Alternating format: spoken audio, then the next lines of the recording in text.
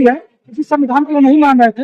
आज भले ही वो बाबा साहब को ना माने, लेकिन संविधान को उन्हें मानना पड़ रहा है और आने वाले समय में बाबा साहब को भी वो मानेंगे, क्योंकि बाबा साहब अम्बेडकर ने सिर्फ एक जाति, एक धर्म के लिए, एक रंग के लिए काम किया। वो जो पोस्टर लगा हुआ है सिर्फ पोस्टर नहीं है, वो इमोशन है, वो हमारे उपस्थिति की एक निशानी है, जो हम दर्ज कराते हैं कि हम जिंदा हैं। बाबा साहब भले नहीं है, उनका शरीर भले नहीं है, लेकिन आज भी बाबा साहब का विचार जिंदा है। मीडिया खाली करनी पड़ेगी और हमें उस मीडिया का बाइकआउट करना होगा, क्योंकि वो मीडिया या तो हमें दिखाती नहीं है या दिखाती है तो हमें एक जीने वाले समय में हमारे नेता शिथिल हो गए। और कहीं ना कहीं हमारे नेताओं के जो बड़े नेता रहे हैं, हमारे लीडर रहे हैं, उनकी एक कमी रही है, लेकिन उसका कारण यही कि हमें पैनल मीडिया खाली करनी पड़ेगा, उस मीडिया को बाइकआउट करना पड़ेगा। जनता को भी यह सोचना होगा कि जो मीडिया हमारी बात कर रही है इसी मीडिया पे हम आज जो जय भीम, मैं मेवालाल और आप देख रहे हैं बहुजन समाज। साथियों, आज पूरे देश में बाबा साहब को याद किया जा रहा है। जय भीम के नारों से पूरा देश गूंज रहा है और पोस्टर बैनर जगह जगह लगे हुए हैं। किस तरह से आज के दिन बाबा साहब को याद कर रहे हैं, लेकिन दूसरी तरफ बाबा साहब को विरोध करने वाले भी हैं। आखिर बाबा साहब को क्या बताना चाहते हैं कि क्या वो देश को नहीं सुधारा, नहीं बनाया? तो आज इसीलिए मैं आज हमारे पास आदर्श गौतम है, सोशल एक्टिविस्ट है, इनसे समझूंगा कि आखिर आज के दिन कैसे देखते हैं। सर, आप 14 अप्रैल है, पूरा देश नीला हो गया है, तो आज के दिन को कैसे देखते हैं?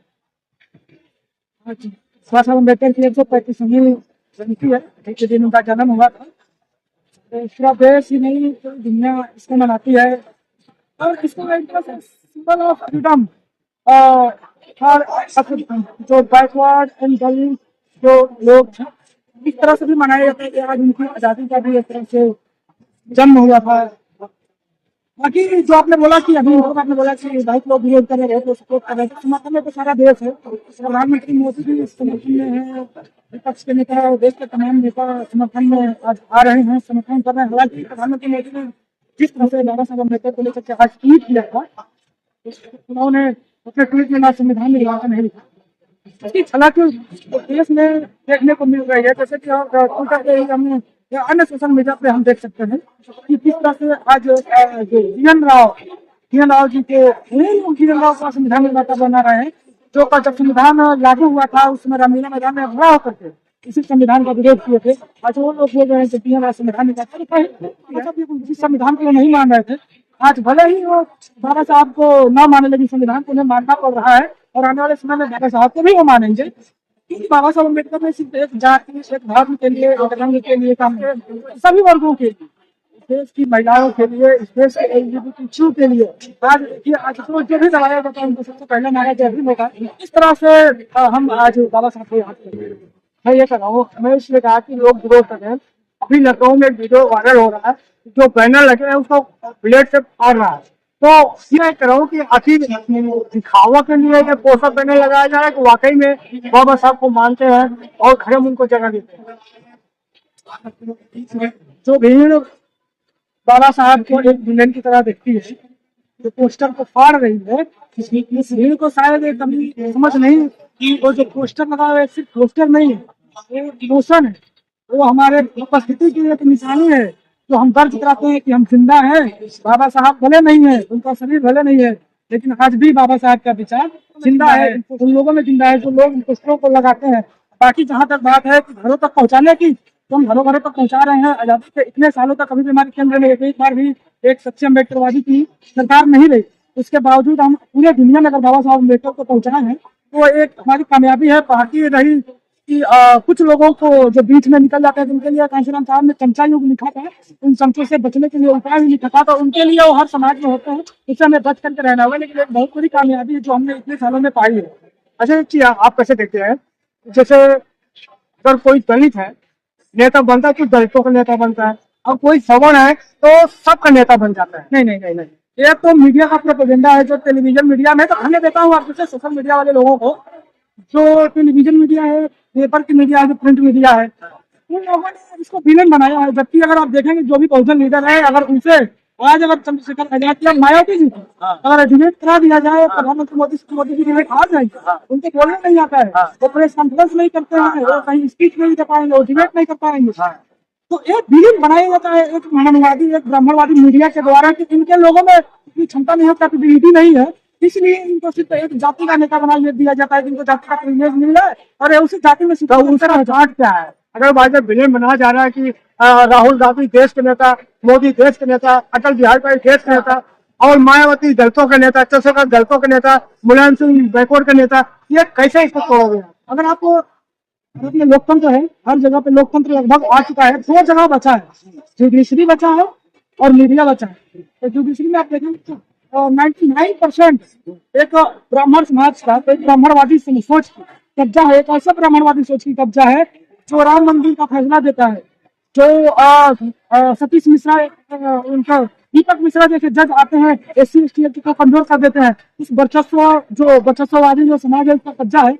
और मीडिया में देखेंगे तो 100% वहाँ पे 0.% में भी कोई गुंजाइश नहीं है कि किसी का रिप्रेजेंटेशन हो, किसी का प्रेजेंटेशन हो, तो 100% और कब्जा है। बाबा साहब अम्बेडकर ने इसके लिए बहुत मेहनत किया था, क्योंकि वो नहीं रहे तो हमारे जो नेता बने उन नेताओं ने चुनाव में 4-4 बार 70 संभाली बहन जी। शायद वहाँ पे कहीं हमें फॉल्ट आ गया, ओबीसी जो समाज के नेता है उनके में फॉल्ट है कि हम अपने मीडिया खड़ी नहीं करता है। एक पैरेलल मीडिया अगर हम खड़ी की होते तो आज हमारे नेता जो इतने कैपेबल है, जो LLB करके आते हैं, जलवा की पढ़ाई करते हैं, एडवोकेसी करके आते हैं, सेक्रेटरी करके आते हैं, उनको जनता का नेता बना दिया जाता है। जो आदमी बोलते हैं कि हम स्कूल से कभी आगे नहीं गए हैं, और जो आदमी कभी डिग्री नहीं दिखाता है, कोर्ट में जाने के बाद भी डिग्री नहीं दिखाता है, उस आदमी को पूरे देश का नेता बना दिया जाता है। तो कहीं ना कहीं इस बात को मानना पड़ेगा कि मीडिया में हमारी प्रेजेंटेशन कम है, इसलिए हमें एक विलेन की तरह, एक कम्युनिटी के नेता की तरफ हमें प्रेजेंट कर दिया जाता है। प्रेजेंट उनका काम है, जो उनका काम वो करेंगे, लेकिन इसका कार्ड भी तो होना चाहिए। जैसे आप एक युवा है, इसका कार्ड है ना, इसका कार्ड है कि हमें अपनी पार्लर में बोला ना, हमें मीडिया खाली करनी पड़ेगी और हमें उस मीडिया का बाइकआउट करना हो, क्योंकि वो मीडिया या तो हमें दिखाती नहीं है या दिखाती है तो हमें एक विलेन की तरह। अरे भाई आप बहुजन समाज उन्हीं को देखता है ना, तो ये जो सोशल मीडिया इसको तो देखता नहीं, इसको सब्सक्राइब करता नहीं, तो कैसे आप उनका कॉल करोगे? बहुजन समाज के लोगों को सोचना पड़ेगा कि वो उन चैनलों को देखे जो उनके बारे में बात करते हैं, उनके बारे में जो सोचते हैं समझते हैं। और बाकी जहाँ तक सेटेलाइट और प्रिंट की बात है, तो हमारे नेताओं को जैसे जैसे समाज ग्रो करेगा वैसे वैसे अगर बिजनेसमैन बढ़ेंगे, उसको बोला जाता है कि कारपोरेट मीडिया है, तो जैसे जैसे कारपोरेट में हमारे समाज के लोग जाएंगे, तो जब कारपोरेट में जाएंगे तो हमारी मीडिया भी एक पार्लियामेंट खड़ी होगी, बहुत जरूरी चीज है। लेकिन हमारे नेताओं ने, जो बहुजन समाज के नेता है, SC ST OBC माइनॉरिटी समाज के जो नेता है, उन्होंने इस बात पे जोर कभी नहीं दिया। बाबा साहब अम्बेडकर जब 1934 में, 30 में, 27 में, 14 और 20 में उसी समय से वो लिखते हैं, अखबार निकालते थे। लेकिन आने वाले समय में हमारे नेता शिथिल हो गए और कहीं ना कहीं हमारे नेताओं के जो बड़े नेता रहे हैं, हमारे लीडर रहे हैं, उनकी एक कमी रही है। लेकिन उसका कार्ड यही कि हमें पैरेलल मीडिया खड़ी करनी पड़ेगा, उस मीडिया को बाइकआउट करना पड़ेगा। जनता को भी यह सोचना होगा कि जो मीडिया हमारी बात कर रही है, इसी मीडिया पे हम आज का युवा है, इसको कैसे समझो? अभी वो तो अंधविश्वास पाखंड में जा रहा है, विज्ञान की तरफ नहीं जा रहा है। तो ऐसे आप जैसे युवा को कैसे आप विज्ञान की तरफ ले जाओ, तर्क की तरफ ले जाएंगे, तो उनको सिखाया जाओ वही करें। वो प्रधानमंत्री पाखंड की तरफ जा रहा है। पाखंडी सबसे बड़ा इस देश का प्रधानमंत्री जो पार्लियामेंट में बैठा हुआ है, इस देश का गृहमंत्री सबसे बड़ा पाखंडी है। पूरी की पूरी संघ जो है पाखंड पे चल रही है, इमोशन पे चल रही है। पूरी की पूरी जो सत्ता में कब्जा किए लोग वही पाखंडी लोग हैं। तो कहीं ना कहीं प्रभाव पड़ता है, और उसके बचाव के लिए जो हमारे सामाजिक संगठन है, जैसे भीम आर्मी, वाम, सेफ और एजुकेशनल जो भाजपा जैसे और भी तमाम जो संगठन है, लेकिन समाज में उस तरह से नजर नहीं आते हैं। भीम आर्मी थोड़ी एक्टिव नजर आती है, लेकिन बाकी संगठन जो है उनकी भी नजर नहीं आते हैं। तो इसका भी एक नतीजा है कि जो सामाजिक जागरूकता है, राजनीतिक जागरूकता तो दूर की बात है, सामाजिक जो जागरूकता होनी चाहिए वो भी सामाजिक जागरूकता नहीं करता। भीम आर्मी को कोई तो आप देखने लगता है कि जाके दंगा कराती है, लोगों को भ्रमित करती है, ये भेदभाव करे, समाज को तोड़ लगाता है। सर कौन आरोप लगाता है? मैं नहीं समझता हूँ कौन आरोप लगाते हैं। वो लोग आरोप लगाते हैं जो भीम आर्मी का सामना नहीं कर पाते। भीम आर्मी किसी की लाठी लेकर घुस जाती है। अभी दरभंगा में काल हुआ था, बिहार में दलितों के घर में लाठी लेकर घुसा गया था, दलितों के घर में तोड़ फोड़ की गई थी, उनको मारा गया था, जबकि उन्हीं की मजदूरी बाकी थी। तो जो गुंडे अपराधी मवाली लोग होते हैं, वो लोग हमारे ऊपर अत्याचार करते हैं। सेना के लोग कह रहे हैं कि चंद्रशेखर जो रावण है, तो उसको माँ का पता नहीं, बाप को नहीं पता है, उनको डिफेंड करने के लिए जो उपद्रवी लोग हैं, एक लश्करी नोएडा में बैठ करके टीवी पर मेकअप 4 किलो मेकअप देखने के बाद से लोग आते हैं और भीम आर्मी को गुंडा बोल देते हैं। जबकि भीम आर्मी किसी के घर में लाठी लेकर नहीं जाती है। भीम आर्मी जब अपने हक की बात करती है, अपने अधिकार की बात करती है, तो इनको बुरा लगने लग जाता है। जमाना है हमारा झंडा भी नहीं, डंडा भी मजबूत है। तो अगर हमें कोई डंडा से लड़ाई करने आए तो हम क्या चाहिए आपका आगे? अरे भाई कहाँ से उनके खेतों में तो काम करते हो आप, तो काम रोजगार नहीं है, खेत नहीं है, उन्हीं के यहाँ आपको काम करना है। हमारी बहन बेटी उन्हीं के खेतों में काम करती है, तो वहाँ सस्ती मजदूरी मिलता है, सस्ती सेक्स मिल जाता है। इस संख्या में बहुत बड़ी मात्रा में गिरावट हुआ है। आज आप गाँव में जाएंगे तो लेबर ढूंढने के लिए नहीं मिल पाएगा, तो शहरों में पढ़ाई की है। जैसे जैसे समाज के लोग जागरूक होंगे, SC, ST, OBC माइनॉरिटी के लोग जागरूक होंगे, वैसे वैसे ग्रो होगा। अभी जो आपने बोला कि खेतों में जाते हैं मजदूरी करते हैं, उसकी संख्या बहुत कम हुई है। जब से भीम आर्मी एक सामाजिक संगठन को उभर करके आया है, उसका बिल्कुल भी कम हो गया है। कहीं कहीं सुदूर इलाके में देखने को ऐसा मिलता है, अदरवाइज नहीं देखने को मिलता है। जो उनकी घमंड है कि उनको यही इस बात भी दुख होता है कि जिनके पूर्वज हमारे खेतों में काम करते हैं, काम उनका लगा था, पढ़ाई करके हमसे बात करता है, कुछ बात कर रहे हैं, इसी बात से वो लोग क्लियर करके हुड़दंग मचाते हैं। जबकि कोई हुड़दंग नहीं मचाता है, हुड़दंग वो लोग मचाते हैं जब हम लोग शांतिपूर्वक रैली का, शांतिपूर्वक अपने आयोजन का हम लोग घोषणा करते हैं। तो लोग बोलते हैं कि यहाँ से आएगा तो अपने पैरों पे, लेकिन जाएगा स्टेशन पे अपने पैरों पे नहीं जमाएगा। ये उत्तर लोग हैं, इतना उसके नीचे की बात करते हैं। वो खरीद सेना की कोई हकीकत है? खरीद सेना मतलब इस प्रकार के विचार है। एक नेता को बात करने जाता है, उसे बोलता है कि पैरों पे चलना पड़ेगा। ये लोग हैं, हम संविधान के से आई है, तो जो नवयुवक है उसको रोजगार नहीं मिल रहा, वो पढ़ाई महंगी हो गई है, प्राइवेट को होता जा रहा है और अस्पताल प्राइवेट होता जा रहा है। तो ये दिक्कतें जो आ रही है, ये कैसे और जो आप जैसे नवयुवक हैं, हम लोग लगातार लड़ाई लड़ रहे हैं। और जो भूखे पेट भजन हुए ना, जब भूखे रहोगे तो क्या भजन करोगे? भूखे रह के भी हम भजन करेंगे। कहने का मतलब है कि हम 2 टाइम की खाना नहीं खाएंगे, 1 टाइम तो खाएंगे, 1 टाइम उपवास करेंगे, लेकिन हम लड़ाई लड़ रहे हैं। जैसे आपने देखा UGC आया है, UGC के माध्यम से नई शिक्षा नीति 2021 में जो लाया गया, उसके बाद शिक्षा को लगातार जा रहा है, शिक्षा महंगी होती जा रही है। संघर्ष कर रहे हैं, सड़कों पर उतर लिया, और हम ऐसी मात्रा में सड़कों पर उतरेंगे कि सरकार हमें कंट्रोल नहीं कर पाएगी। और इस सरकार को ये बात समझनी होगी कि जिस प्रकार से UGC लाया गया है, और वो सिर्फ यूनिवर्सिटी की बात नहीं रही है, ये बात IIT IIM तक पहुंच गई है। जो तमाम मेडिकल कॉलेजों तक ये बात है, लगातार शोषण होता जा रहा है। इसकी कोई सुधार नहीं है। ये आता है सुप्रीम कोर्ट के कहने पे, इसको सुप्रीम कोर्ट कहीं कहीं इसको कहीं रहता है, इसका बैकडोर पे ये आता है। नहीं तो आप बात कर रहे हैं ना, शिक्षा महंगी होती जा रही है, इसके लिए हम लड़ाई लड़ रहे हैं। नई शिक्षा नीति में इसकी शिक्षा खराब झुमक उठा रहे हैं, जो हमारी हत्या कर रही है। SC ST OBC समाज के, माइनॉरिटी समाज के जो लोग हैं, उनकी हत्या कर रही है। और इसको रोकने के अभी यूपी में आपने देखा होगा 20 से 25 हजार स्कूलों को बंद कर दिया गया है। अभी हम लड़ाई लड़ रहे हैं, लेकिन हमें इस बात का अफसोस है कि जो हमारे बड़े नेता है, जो हमारे अपने आप को कहते हैं कि हम 4 बार का मुख्यमंत्री रहे हैं, वो लोग इस बात का हमारा समर्थन नहीं कर पाते हैं कि UGC की जो गाइडलाइन है, या UGC की गाइडलाइन सही थी। और जो भी चंद लोग जहाँ सड़क पर उतर करके इसको रोकवा दिए, उसके बाद उनका समर्थन आता है कि ये मैं ये कह रहा हूँ UGC जो लाया गया था OBC के लिए लाया था ना, SC ST तो ऑलरेडी के पहले था, लेकिन जब UGC के आया बैकवर्ड के लिए लाया, लेकिन बैकवर्ड तो आज सोया हुआ है। वो करा तो मैं तो छत्री हूँ, मैं तो हिंदू हूँ, वो तो लड़ाई लड़ नहीं रहा है। बहुत समस्या है, हजारों सालों से जब चली आ रही है, इसको दूर होने में थोड़ा सा टाइम लगेगा। लेकिन जो OBC समाज के लोग हैं, इनमें भी जागरूक लोग हैं, उस बात को समझ रहे हैं। लेकिन इस बात का दुख होता है कि अखिलेश यादव जैसा नेता, पूरा मुख्यमंत्री रह चुका व्यक्ति, इसके ऊपर बोलते हुए चुप रहता है।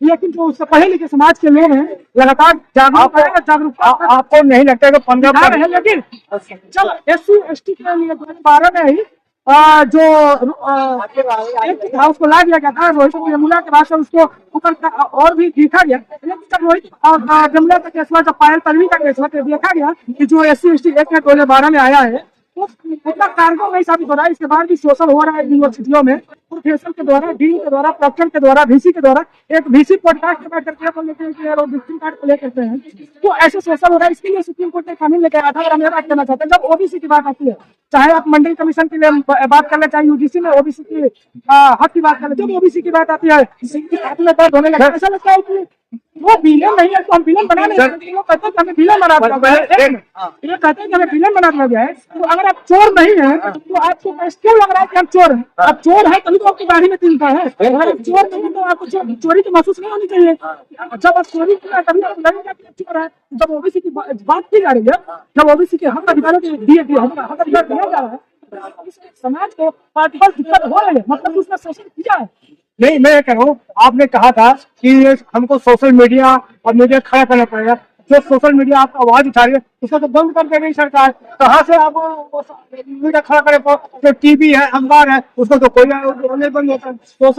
सोशल मीडिया ही नहीं, हमें अगर हमारी जो सरकार है अगर सत्ता में आती है तो हमें प्रिंट मीडिया और इलेक्ट्रॉनिक मीडिया में भी हमें अपनी एक पैनल मीडिया खड़ा करना ही होगा। ये सबसे महत्वपूर्ण मतलब एक अंग है, लोकतंत्र का बहुत महत्वपूर्ण अंग है जो इसमें मार चुका है, लेकिन उसे डरने की जरूरत नहीं है। अभी आपने 2 दिन पहले आपने हंगरी का उदाहरण देखा। हंगरी में 16 साल से एक ही आदमी शासन कर रहा था। उसे इस तरह से देश में व्यवस्था बना दिया था कि अगर उसको वोट के परसेंटेज में कम भी आए तो उसकी सीट ज्यादा आ जाएगी।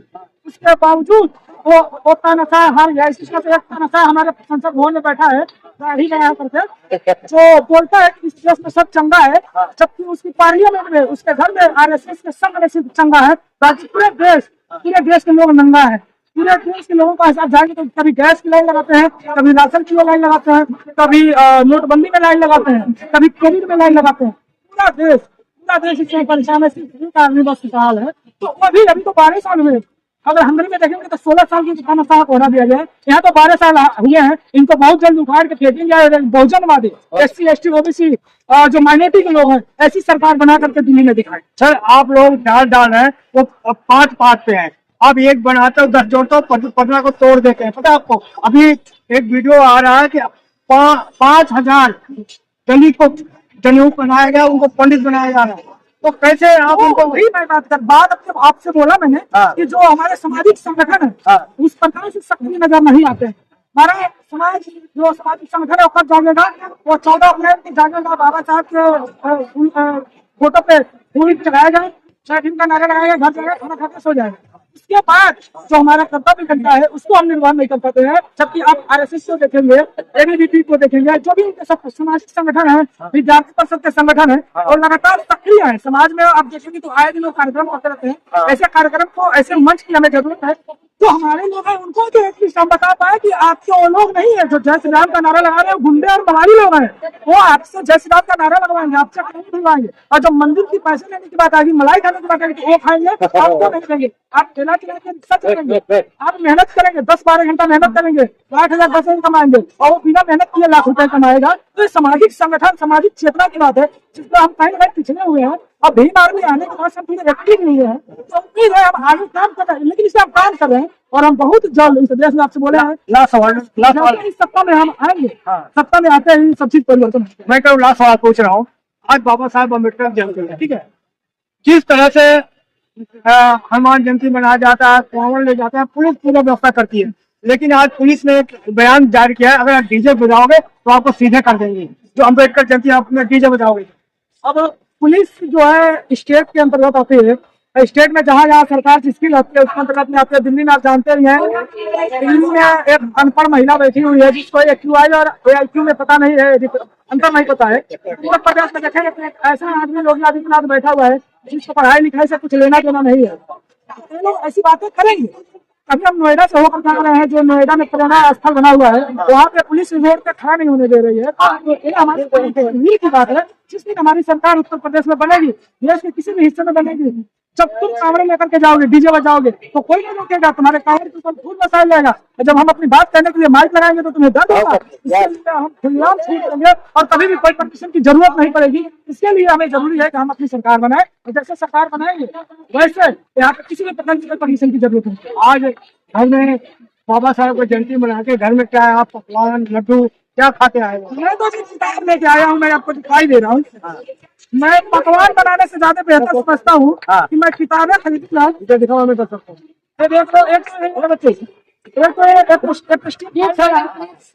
मोदी जी का कारनामा है। मोदी जी का जो मंत्री है, ये मोदी जी के जो मंत्री कारनामा किया विदेशों में जाकर तो मजा नहीं है। एक स्टील फाइल है, एक चमचे यूज है, तो हम तो ये सारी किताबें पढ़ रहे हैं। ये जो मानव से मानव बनाए हैं हमें, तो हम लोग जानवरों की जिंदगी जी रहे हैं, तो संविधान से पहले हमें भेड़ बकरी समझा जाता था। तो हम खाना बनाने से अच्छा, पकवान बनाने से अच्छा हम किताबें बांटना चाहेंगे। हम इतनी किताबें आज खरीद के ले जा रहे हैं। हम सबसे पहले की किताबें खरीदे, किताबों को पढ़े।